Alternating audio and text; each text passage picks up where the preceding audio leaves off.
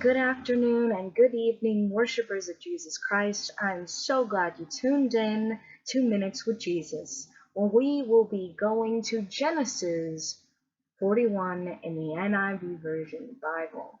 Recaps of Genesis and what's going on before we talk into this story. So we have Joseph, who was thrown in a pit by his brothers, who were jealous of him and the dreams that he had of them worshiping him, like stars bowing down and all that stuff to him, and him getting a colorful jacket, this and that. So he ended up getting sold to slavery.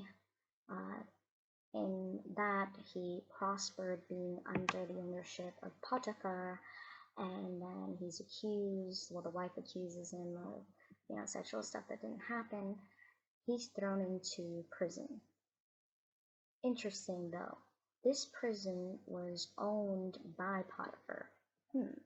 And it is also said, why didn't Potiphar, with Joseph just being a slave, why didn't he kill him? It's said, some believe that it's possible that Potiphar didn't believe the accusation. Some say he felt that he was so talented that he didn't want that talent to go to waste. So Joseph is kept away from Potiphar's wife by putting in a dungeon. Sad to say, dungeon in those times could have been a man-made pit. So that gives you kind of an imagery. He was thrown in a pit by his brothers and remains back in the pit. So it's kind of one of those feelings like, wow, I'm right back where I started. But he's not alone there.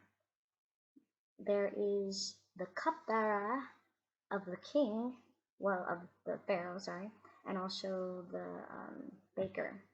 He tells them the dreams, blah, blah, blah. He tells the chief cupbearer, remember me. But let's see if he did. So, chapter 41 of Genesis. When 2 full years have passed, Pharaoh had a dream. He was standing by the Nile. Interesting, Nile, because in those times, Egyptians were all about the many gods, and one of them was the Nile. So there was already some significance in Pharaoh's mind, like, oh my gosh, the Nile, the god. Okay. When out of the river there came 7 cows, sleek and fat, and they grazed among the reeds. After them 7 other cows, ugly and gaunt, came up out of the Nile and stood beside those on the riverbank. And the cows that were ugly and gaunt ate up the 7 sleek, fat cows. Then Pharaoh woke up. He fell asleep again and had a second dream. 7 heads of grain, healthy and good, were growing on one single stalk. After them 7 other heads of grain sprouted, thin and scorched by the east wind. By the way, east wind was a wind that came from the desert that would dry up the crops. I personally can understand that because I visited Arizona last month, and wow, now that's some dry heat and some very dry wind. Okay, verse 7. The thin heads of grain swallowed up the 7 healthy full heads.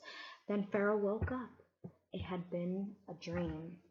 In the morning his mind was troubled, so he sent for all the magicians,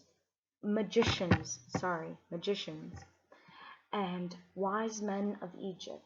Pharaoh told them his dream, but no one could interpret them for him. Then the chief cupbearer said to Pharaoh, "Today I am reminded of my shortcomings." Pharaoh was angry with his servants and he imprisoned me and the chief baker in the house of the captain of the guard. Each of us had a dream the same night, and each dream had the meaning of its own. Now a young Hebrew was there with us, a servant of the captain of the guard. We told him our dreams, and he interpreted them for us, giving each man the interpretation of his dream. And things turned out exactly as he interpreted them to us. I was restored to my position, and the other man was impaled. Impaled in those times, I don't know, it was terrible. It was basically the person was forced through a sharp pole-like instrument, and that pole would be kind of like on the ground, the body would just be pushed through it, and just they would die. Okay, verse 14.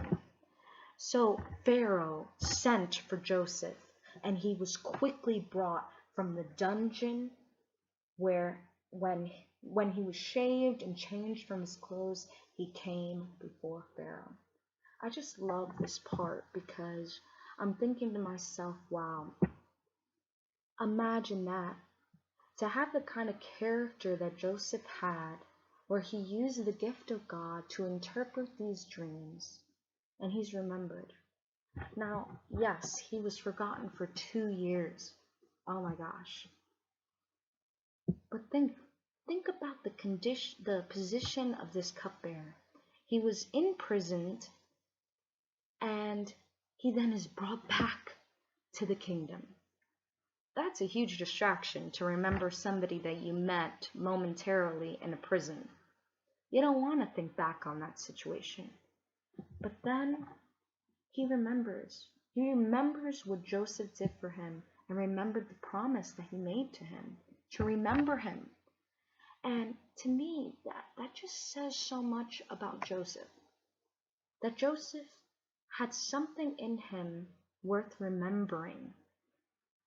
And that thing in him got him from one condition in his life, in the dungeon, to the palace. That's amazing. Of course, it was God. I mean, you remember the dreams that Joseph had. This was prophesied to him, basically. But he didn't know he was going to be in the dungeon first. Anyway, let's continue. Verse 15. Pharaoh said to Joseph, I had a dream, and no one can interpret it, but I have heard it said of you, that you hear a dream, you can interpret it. I can't do it, Joseph replied. But God will give Pharaoh the answer he desires. That touches me so much. If I was Joseph, who had been in prison for 2 years, finally is cut a break, the moment somebody like Pharaoh asks me, can you do this? I would not say no. I'd be like, yes, I can. But he so humbly always gives God the credit. He's like, this has nothing to do with me. This has to do with God, and God will do it. God will do it for you, but I am not. And I would be scared to say that, because this is your chance. You're out of prison right now. You don't want to return. Anyway, let's continue. Verse 17. Then Pharaoh says to Joseph, in my dream, I was standing on the bank of the Nile, when out of the river came up 7 cows, fat and sleek, and they grazed among the reeds. After them 7 other cows came up, scrawny and very ugly and lean. I had never seen such ugly cows in all the land of Egypt. The lean, ugly cows ate up the 7 fat cows that came up first. But even after they ate them, no one could tell they had done so. They looked just as ugly as before. Then I woke up, In my dream, I saw 7 heads of grain, full and good, growing on one single stalk. After them 7 other heads sprouted, withered and thin and scorched by the east wind. And remember, east wind is a desert wind that comes, a wind that comes from the desert and dries up the crop. The thin heads of grain swallowed up the 7 good heads. I told this to the magicians, but none of them could explain it to me. Then Joseph said to Pharaoh, "The dreams of Pharaoh are one and the same. God has revealed to Pharaoh what he is about to do. The 7 good cows are 7 years, and the 7 good heads of grain are 7 years. It is one and the same dream.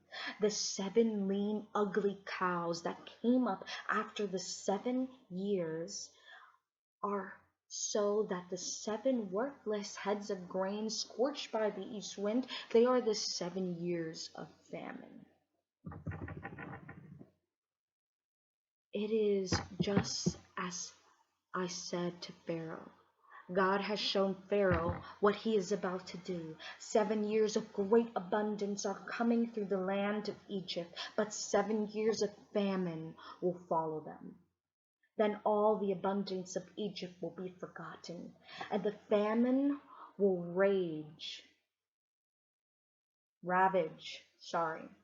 and that's another word for like destroy, the land.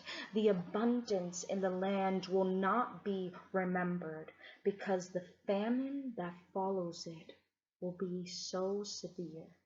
The reason the dream was given to Pharaoh in 2 folds is that the matter has been firmly decided by God, and God will do it soon. And now let Pharaoh look for a discerning and wise man, and put him in charge of the land of Egypt. Let Pharaoh appoint commissioners over the land to take a fifth of the harvest of Egypt during the 7 years of abundance. They should collect all the food of these good years that are coming and store up the grain under the authority of Pharaoh to be kept in the cities for food. This food should be held in reserve for the country to be used during the 7 years of famine that will come upon Egypt, so that the country may not be ruined by famine. The plan seemed good to Pharaoh and all his officials. So Pharaoh asked them, "Can we find anyone like this man, one in whom the Spirit of God?" That to me is so powerful. Pharaoh believes in all of these gods, knows that Joseph is coming from a dungeon, but he can see that the Spirit of God is in Joseph. That says something, doesn't it? I want the Spirit of God to be so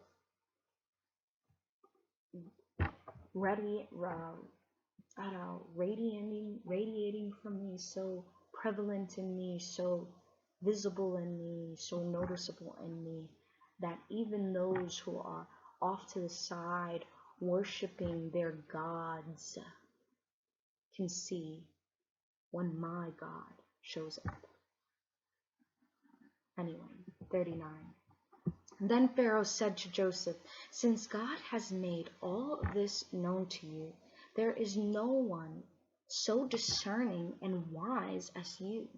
You shall be in charge of my palace, and all my people are to submit to your orders. Only with respect to the throne will I be greater than you."